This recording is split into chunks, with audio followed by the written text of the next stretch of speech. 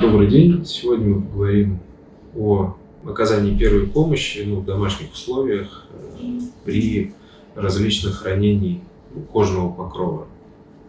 Такие основные моменты возьмем. Если животное порезалось, часто бывает об забор рассекла кожу, если рана какая-то резаная, значит, что нам в первую очередь нужно сделать, если нет активного кровотечения? Значит, промыть хорошо, обильно рану обычным физиологическим раствором, потому что хлоргексидином вряд ли получится, он очень сильно щипет. Дома достаточно просто, хорошо, можно со шприца набрать большой шприц и прям омыть хорошенько всю рану. Значит, далее немножко подсушить и заложить туда мазь, любую антисептическую, чаще всего левмиколь. Если рана где-то на конечности, либо там, где можно наложить повязку, то, конечно, обычным бинтом сделайте повязку. Подложите салфетку и намотайте повязку до приезда в клинику. Дальше вы приедете в клинику, там, скорее всего, доктор еще раз обработает рану и зашьет. Если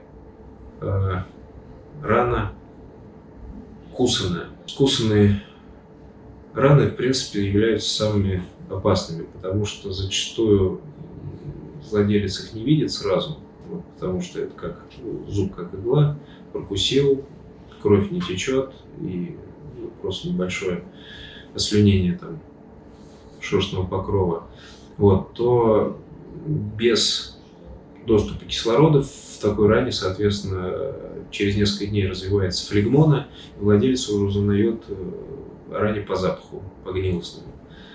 Тогда, конечно, это уже требует хирургического обширного вмешательства и вплоть до операции. Значит, если есть подозрение, что животное укусили, хорошо обследуйте. Обычно часто видны такие, как промины в коже, отверстия закрывшиеся. Обязательно в клинику и желательно в этот же день, потому что рану требуется хорошо промыть, внутри и обработать, и обязательно назначить антибиотикотерапию, потому что без антибиотика, скорее всего, рана будет загнаиваться и долго заживать.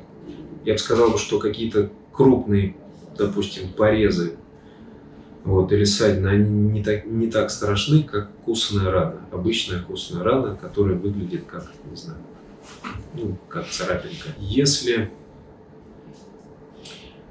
животное накололось, либо порезалось, неважно, чаще всего на улице это стекло, опять же, металлические какие-то сетки, заборы, проволоки и так далее, сильное кровотечение, чаще всего это бывает на передней и задней конечности, соответственно.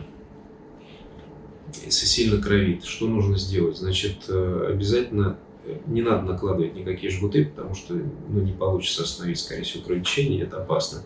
Нужно просто наложить плотную такую давящую повязку. Что это значит? Значит, берете либо пачку салфеток марлевых, либо прям целиком бинт, прикладываете к кровящему месту, к конечности, и хорошо сверху либо эластичным бинтом, либо обычным